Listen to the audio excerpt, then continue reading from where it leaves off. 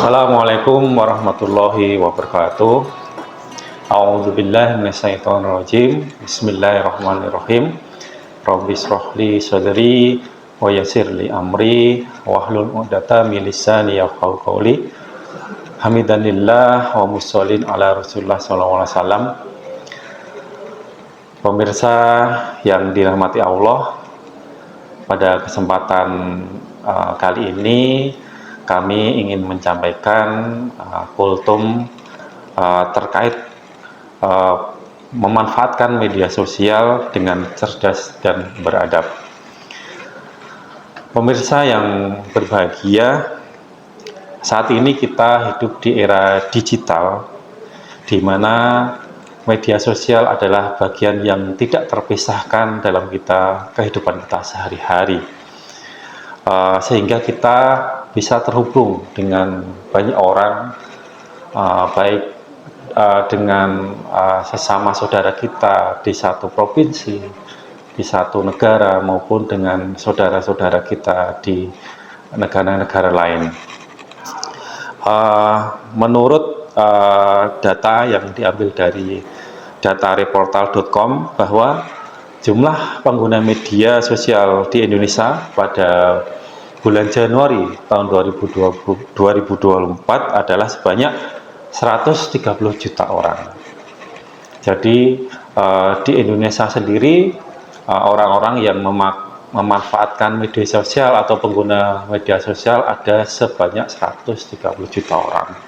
Nah, tentunya saudara-saudara kalian, ini menjadi sebuah tantangan sekaligus menjadi sebuah peluang bagi kita untuk berdakwah melalui media sosial ini. Jamaah dan pemirsa yang dimuliakan Allah, tentunya media sosial ini mempunyai banyak manfaat yang bisa kita manfaatkan untuk kebaikan-kebaikan. Di antaranya, yang pertama adalah mengambil banyak ilmu. Rasulullah Shallallahu Alaihi Wasallam bersabda, "Man salaka thoriqon yal tasmis fihi ngilma sahalallahu lahu thoriqo ilal jannah." Yang artinya, barang siapa menempuh satu jalan atau satu cara untuk mendapatkan ilmu, maka Allah akan memudahkan baginya jalan menuju surga. Hadis riwayat Muslim. Jamaah dan pemirsa yang berbahagia, demikian mudahnya sekarang kita mengambil ilmu melalui media sosial. Namun demikian tetap harus kita berhati-hati karena media sosial disampaikan dengan sangat terbuka. Jika kita mengambil ilmu di media sosial atau di medsos, maka kita harus memiliki fondasi dan filter yang kuat. Karena jika tidak hati-hati, maka dikhawatirkan kita akan mendapatkan informasi yang menyesatkan. Manfaat kedua dari media sosial adalah dakwah menjadi luas. Sebagaimana firman Allah Subhanahu wa taala dalam surat Ali Imran ayat 104, A'udzubillahi minasyaitonirrajim. Wal takum minkum ummatun yad'u ilal khairi wa ya'muruna bil ma'rufi wa yanhauna 'anil munkar wa ulaika humul muflihun. Yang artinya, dan hendaklah ada di antara kamu segolongan umat yang menyeru kepada kebajikan, menyuruh kepada yang ma'ruf, dan mencegah kepada yang mungkar, dan mereka itulah orang-orang yang beruntung. Quran Surat Ali Imran ayat 104.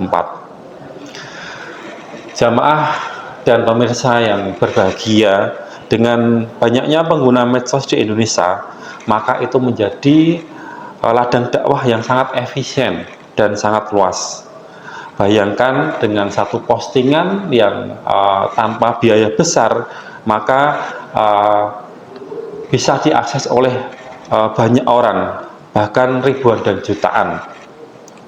Bandingkan dengan tenaga, pikiran, atau mengadakan kegiatan dakwah secara offline, maka tentunya akan membutuhkan biaya yang lebih besar.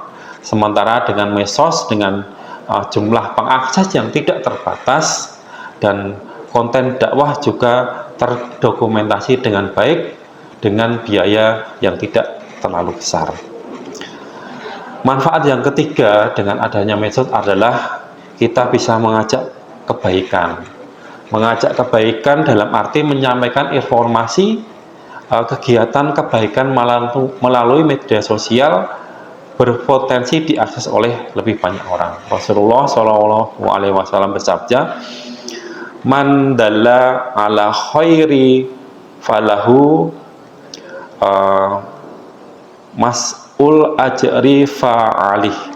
Barang siapa yang menunjukkan kepada kebaikan, maka dia akan mendapatkan pahala seperti pahala orang yang mengerjakan. Hadis riwayat Muslim.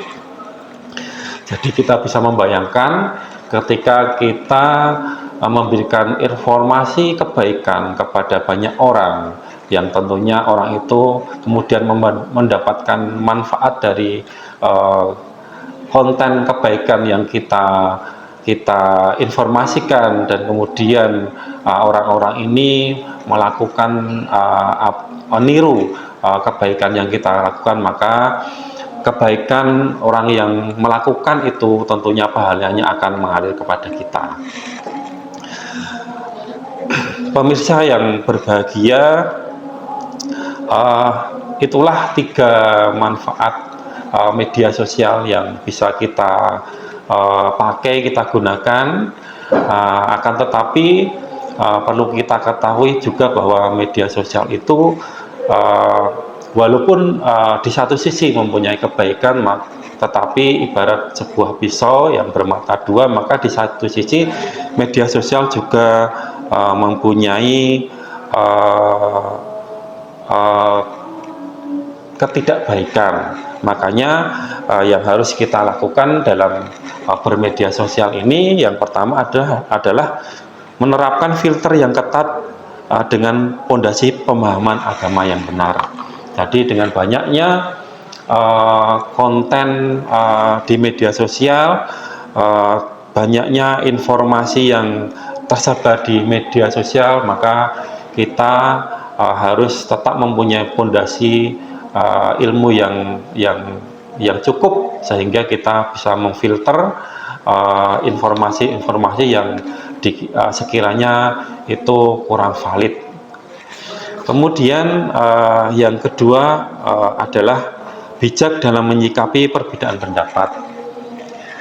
Jadi di media sosial tentunya banyak perbedaan pendapat yang bisa membuat kita merasa berbeda dengan orang lain. Kemudian kalau tidak hati-hati, maka bisa menimbulkan argumentasi yang tidak berujung. Makanya kita harus bijak menyikapi perbedaan pendapat, karena setiap orang pasti punya dasar hukumnya ketika menyampaikan pendapat, sehingga kita belajar untuk bertoleransi antar sesama umat. Yang ketiga adalah menghindari penggunaan kata buruk dan kasar. Rasulullah Shallallahu Alaihi Wasallam bersabda, "Man say'a usqalu fi mayuroni mu'min yaumal qiyamah min khulqi hasanin wa innallaha la yubghidul qasiyal badi'uh." Artinya sesungguhnya tidak ada sesuatu apapun yang paling berat di timbangan kebaikan seorang mukmin pada hari kiamat seperti akhlak yang mulia, dan sungguh-sungguh Allah benci dengan orang yang lisannya kotor dan kasar. Hadis riwayat Tirmizi. Jadi pemirsa yang budiman, ketika kita bermedsos, maka seperti yang kami sampaikan tadi, ketika ada perbedaan pendapat, maka kita boleh boleh mempertahankan pendapat kita, tetapi hendaknya kita tidak boleh mengejek orang lain, apalagi mengolok-olok dengan kata-kata yang kasar. Sebaiknya kita sampaikan dengan kata-kata yang bijak. Demikian yang bisa kami sampaikan. Billahi taufik wal hidayah. Wassalamualaikum warahmatullahi wabarakatuh.